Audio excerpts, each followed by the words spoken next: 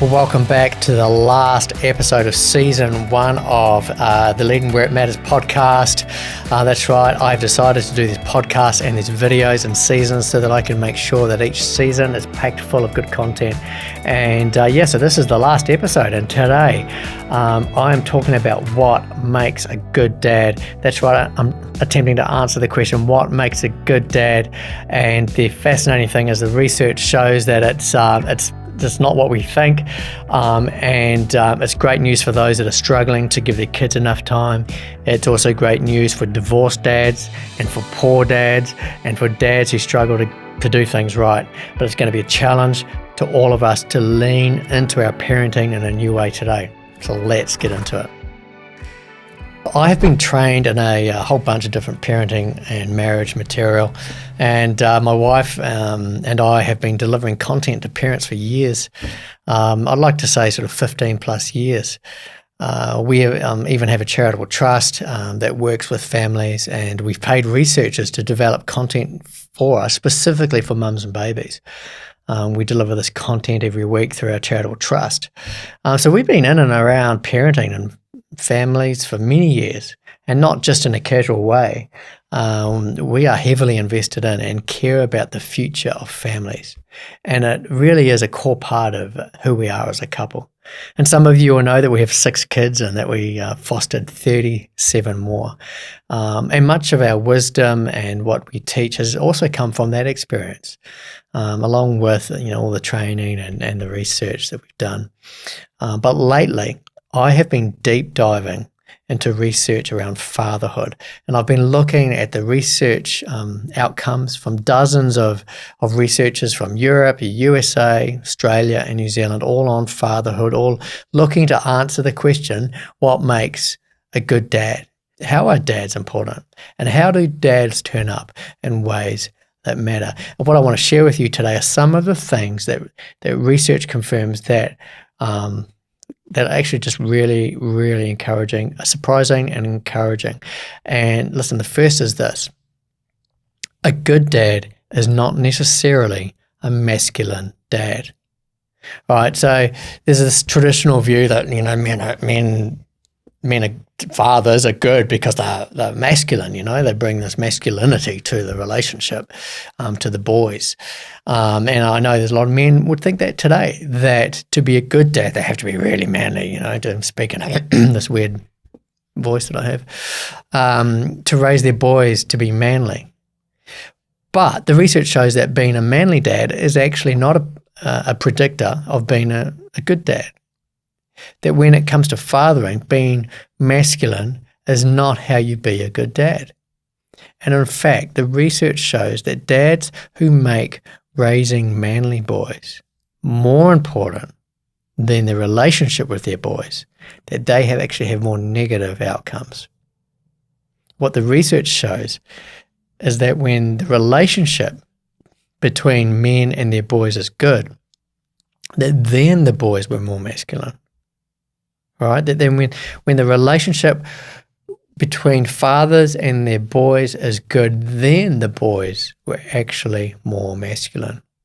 It's fascinating, eh? The research shows that the relationship is the most important thing. The research goes even further and indicates that the sexual orientation of the father, whether he's gay or straight, right, that does not increase or decrease the likelihood that their children will be homosexual. In fact, the great irony in this is that parenting aspects that have traditionally been seen as more feminine, things like being warm and intimate, and I'm talking about men now, I'm not talking about women, when fathers are more warm and intimate, that they are more likely to raise masculine boys. Fascinating, eh? So being a good dad is not about being a masculine dad. Being a good dad is about being close and warm and loving. And the great news is for dads who, you aren't out there hunting and fishing with your boys, or for dads who feel they should be more manly, being a more masculine dad has absolutely nothing to do with being a good dad. The other thing that's not part of being a good dad is being a rich dad or poor dad. Rich dad, poor dad, the outcomes are still the same. Whilst poverty can place heaps of stress on the home environment, it's the stress that actually can cause issues in the home. It's not about being the provider or being rich. Certainly a job layoff can result in a depressed dad, which does have negative outcomes for kids. But being a good dad is not about being the provider. And being the provider does not determine whether or not you are a good father. The research is clear on that. It's not about being the provider. It's about the relationship. Money does not buy you love or a good family. That is brought with relationship. And the more involved the dad can be, right, the more involved the dad can be, the better the outcome. The really cool thing is that children with highly involved fathers are characterized with increased cognitive competence. Right? I have to apologize. The researchers use big words. Right? So the children of highly involved fathers are characterized with increased cognitive competence, which just means that they're more intelligent. They also have increased empathy. We're talking about the children here, right? Of highly involved dads. They also have increased empathy, which means they're just nicer to be around. They also have fewer sex stereotyped beliefs, which means they're just not so chauvinistic. And they also have more self-control. These are some of the things that come out of, that are an outcome of children of highly involved dads. Interesting name. So being a good dad is not about being masculine. Right, so get that out of your mind. It's also not about being the provider. You can relax about that, dads, if you're struggling to provide well. The other thing it's not about is how much time you spend with your kids. Now, this one's a bit funny, right? Because, of course, time spent with your children is actually really important. But children who have a secure, supportive, reciprocal, and sensitive relationship with their father, this is more important than the amount of time spent with fathers. So dads, it's not about having contact with your kids. It's about the connection you have with your kids when you're in contact with them. It's not about how much contact you have with your kids. It's about how much you care about your kids' world. It's not about how much contact you have with your kids. It's about how it feels for them to have contact with you. All right. So it's not about having time with your kids. It's about how that time is spent, which brings me on to separated and divorced dads. What about you guys? Is being a divorced dad the end of being a good dad? And the answer to that question is hell no. The research shows that divorce is not the end of being a good dad, because the real issue is not the divorce itself, but the pre- and post-divorce conflict. The issue is not the divorce so much as it is all the pain and conflict around the divorce. And what the researchers all talk about is the important role dads can play in working to maintain a secure relationship with the child and to keep the relationships around the child as warm and nurturing as possible. And if this can be done post-divorce, then the outcomes for the child are much, much better.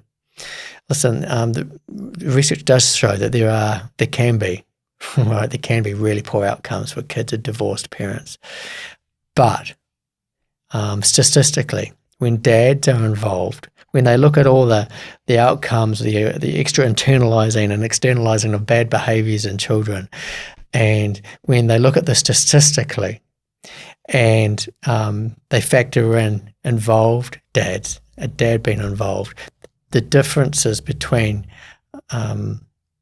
kids, the statistical differences between kids of divorced parents compared with kids of non-divorced parents becomes insignificant, right? And so that's really significant for divorced dads. It's just realizing that again, it's all about trying to maintain a warm and nurturing relationships with the child and Part of it there is actually about creating, being aware of, working towards the creating and maintaining a network, a warm network of relationships around that child. Here's something else significant. The research shows that when dad turns up, the way we turn up affects the feel of the room in an amplified way. And that is that kids react, for example, to angry dads in a harsher way than they react to mums who are angry, right? So angry dads, bad behaved angry dads have more of a negative impact on kids than mums who are angry, right? And the opposite is also true, that kids react powerfully when dads apologize. That when dads apologize in positive ways, when they look to bring destructive conflict to an end, when they are the ones that say sorry in a positive way and bring that conflict to an end, when they really mean it, everything is made better in the kid's life. And that when dads bring a conflict to an end, it actually has more of a positive impact than when mums bring conflict to an end. Interesting, hey? There's also something research talk about, which is sort of hard for them to pin down, but they talk about how a father's belief and what they believe, their vision and their hope for a better world, that these things all have an impact on how dads have an impact.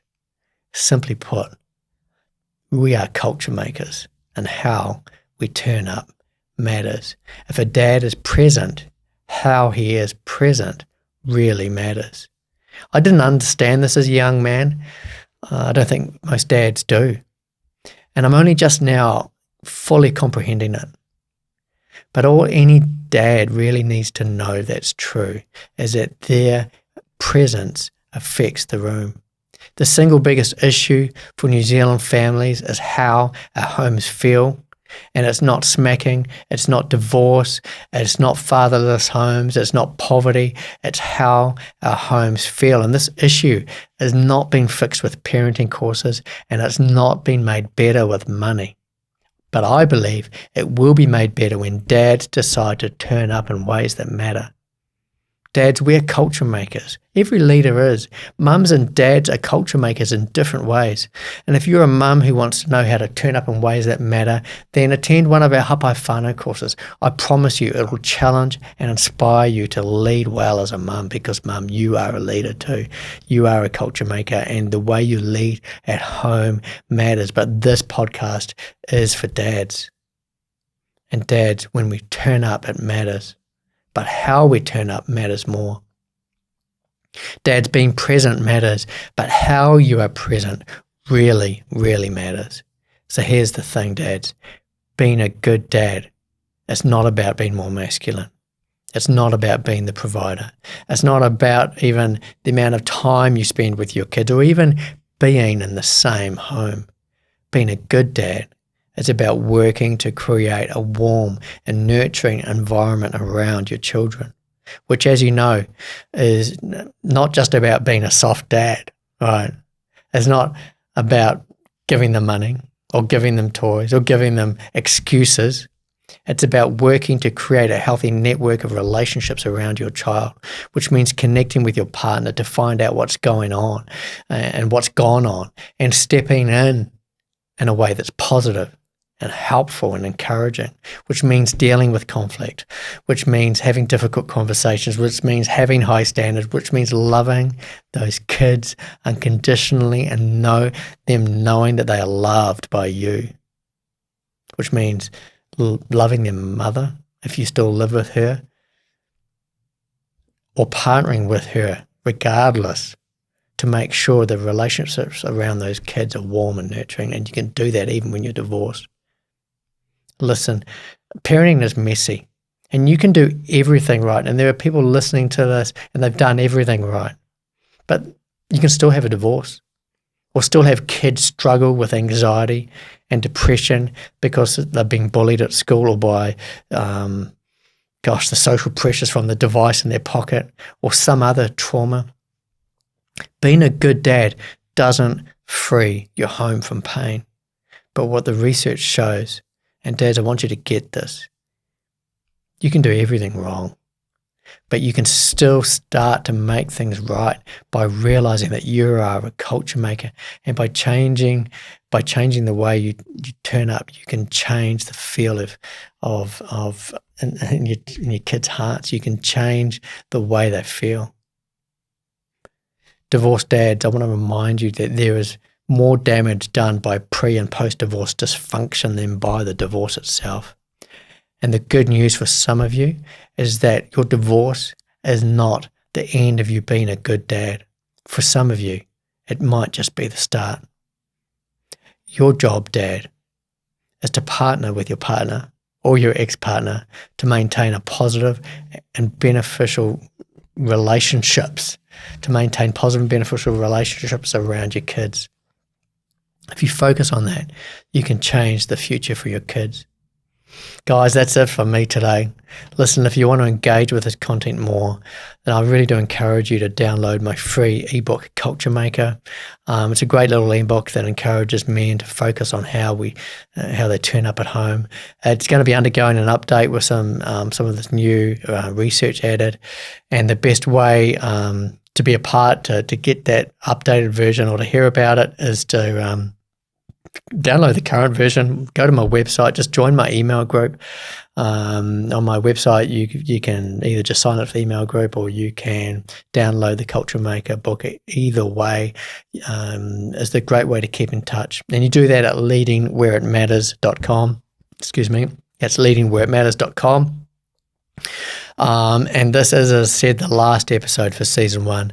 So I want to thank you for listening in. I really want to thank each of you that have made the time to stick with this, or any of those that have come in halfway through, or even just on this one. I haven't asked for subscribers or followers or any of that kind of stuff, but I really would like to ask for that. Yeah, I mean, hey, if on the YouTube, you can press the like button and the subscribe button, and you can like this on your podcast app. That stuff's all beneficial.